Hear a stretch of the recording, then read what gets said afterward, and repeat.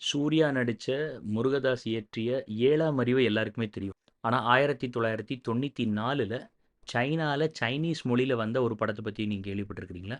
அந்த படத்த பத்தி தான் இன்னைக்கு நம்ம பார்க்க போறோம். வாங்க Thursday மூவி டேக்குள்ள போலாம். பாண்டிய நாட்ட சேர்ந்த ஒரு ராஜா, வாழ்க்கைய வெறுத்து ஆன்மீக வாழ்க்கைக்குள்ள போணும் அப்படின்னு சொல்லி தமிழ்நாட்டிலேயே ஒரு குருவ தேடி போறாரு. அப்படி தேடி போன ஒரு குரு, இவருக்கு நேரடியா எதுவுமே சொல்லிக் குடுக்கல. ஆனா, இவர ஒரு குடிசை கட்ட சொல்றாரு. நான் ஸ்பாய்லர் பண்ணல. கதை இன்னும் ஆரம்பிக்கவே இல்ல. அவர் குடுத்த அந்த டெஸ்ட்ல இவர் பாஸ் ஆனாரா இல்லையாங்கிறதுல தான் அந்த ராஜா ஆன்மீக வாழ்க்கைக்கு ரெடியா இல்லையாங்கிறதே தெரியும். கிட்டத்தட்ட பல கஷ்டத்துக்கு அப்புறம், நேத்து நம்ம குரோத் ஹேக் வெட்னஸ்டேல பார்த்த மாதிரி, ரெசிலியன்ஸோட அந்த ராஜா மறுபடியும் முயற்சி பண்ணிக்கிட்டே இருக்கிறாரு. கடைசியில ஒரு வழியா ஏதோ அந்த எக்ஸாம்ல இருந்து பாஸ் ஆகுறாரு. அப்பதான் அந்த குரு ஆழமான சில விஷயங்கள அவருக்கு சொல்லிக் கொடுக்க ஆரம்பிக்கிறாரு. அவரோட பேரு தான் போதிசத்வா. அவர போதி தர்மா அப்படின்னு சொல்றாங்க. போதி தம்மா அப்படின்னு சொல்றாங்க. அவர தான் உலகமே தாமோ அப்படின்னு சொல்லி அழைக்குது. இன்னைக்கு அந்த தாமோ கிட்டத்தட்ட குங்ஃபூவோட ஃபவுண்டராகவும், சைனீஸ் ஹெர்பல் மெடிசினோட ஃபவுண்டராகவும், ரொம்ப பிரபலமா புத்திசத்தையே சைனா ஃபுல்லா கொண்டு போன ஒரு பெரிய மகானா, கடவுளாவும் பார்த்துட்டு இருக்கிறாங்க. நம்ம எல்லாருக்குமே குங்ஃபூ தெரியும். நம்ம எல்லாருக்குமே அங்க இருக்கிற புத்திசம் பிலாசபி தெரியும். ஆனா நமக்கு தெரியாத ஒரு விஷயம் இருக்குது. அதான் வந்து சைனீஸ் ஹெர்பல் மெடிசின்.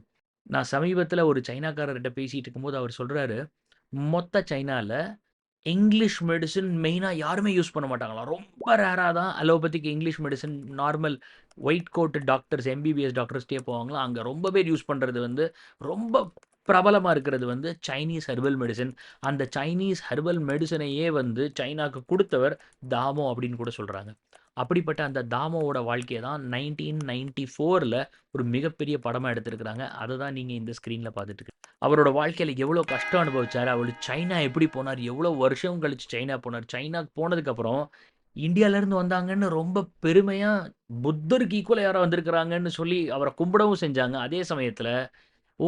இவன் வந்து இந்தியாலருந்து வந்திருக்கிறான்டா. இந்தியான்னு சொல்ல மாட்டாங்க. ஹிண்டுன்னு சொல்லுவாங்க. ஏய் இவன் ஹிண்டுலருந்து வந்திருக்கிறான்டா. அப்பன்னா இவன் வந்து கையால சாப்பிடுவான்டா. கையால சாப்பிடுறது ரொம்ப கேவலம். இவங்க செருப்பு போட மாட்டாங்க. கேவலம். இப்படி இவர ரொம்ப மட்டம் தட்டியிருக்கிறாங்க. கருப்பா இருந்திருக்கிறாரு. கருப்பா இருந்ததுனால இவர மட்டம் தட்டியிருக்கிறாங்க. எந்த சைனா அவர கடவுளா கும்பிட்டுச்சோ, அதே சைனா ஆரம்ப காலத்தில இவர ரொம்ப ஒதுக்கி வச்சிருந்திருக்கு. நம்ம அந்த 7ஆம் அறிவு படத்திலேயே தெரிஞ்சிருக்கும். அந்த யங் வயசு சூர்யாவ வந்து ஊர விட்டு தள்ளி வச்சிருப்பாங்க. கருப்பா இருக்கிறாரு. வேற நாட்டுலருந்து வந்திருக்கிறாருன்னு. ஆனா நெஜத்துல இந்த போதி தர்மர, போதிசத்வாவ, ராஜாவா இருந்தவர பிச்சைக்காரனோட கேவலமா ட்ரீட் பண்ணியிருக்கிறாங்க. ஊர விட்டே தள்ளி ஒதுக்கி வச்சிருக்கிறாங்க. நெறைய வாட்டி கிண்டல் பண்ணியிருக்கிறாங்க. கடைசியில அவர் அந்த குழந்தைய காப்பாத்துறாரு. அந்த கதையெல்லாம் நமக்கு தெரியும். அதெல்லாம் பண்ணதுக்கு அப்புறம் அவரு ரொம்ப பிரபலமாகும்போது கூட, பல இடத்துல மக்கள் வந்து அவர புரிஞ்சுக்கல. அவர வந்து அவமானப்படுத்துறாங்க. யாரெல்லாம் இவர்ட்ட வந்து இவர் ரொம்ப பெரிய ஆளுன்னு இவர்ட்ட வர்றாங்களோ, அவங்க எல்லாருமே இவரோட கிரெடிபிலிட்டியையும், இவரோட நாலெட்ஜையும், இவருடைய ஆன்மீக வளர்ச்சியையும் கொஸ்டின் பண்றாங்க. ஏன்னா, அவங்க சொன்ன ஸ்டைல்ல இவர் இல்ல. இந்த நாடு, பாரத நாடு தலை சிறந்த நாடா இருக்கிறதுக்கு ஒரு முக்கியமான காரணம், இது ஞான பூமி. இந்த ஞான பூமியில பலாயிரம் வருஷமா பல பேர் பல காலத்துல பிறந்துகிட்டே இருந்திருக்கிறாங்க, வழிகாட்டிக்கிட்டே இருந்திருக்கிறாங்க.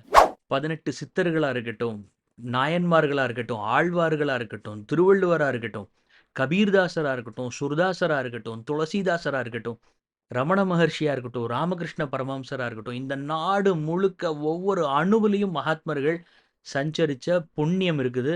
இன்னைக்கு வரைக்கும், இப்ப வரைக்கும் பொறந்துகிட்டு இருக்கிறாங்க, வாழ்ந்துகிட்டு இருக்கிறாங்க. அப்ப இந்த நாட்ல ஒரு பிச்சைக்காரன கூட நம்ம வந்து பிச்சைக்காரன்னு பார்க்க மாட்டோம். சாமி அப்படின்னு கூப்பிடுவோம். ஆனா சைனால இந்த பழக்கம் இல்ல.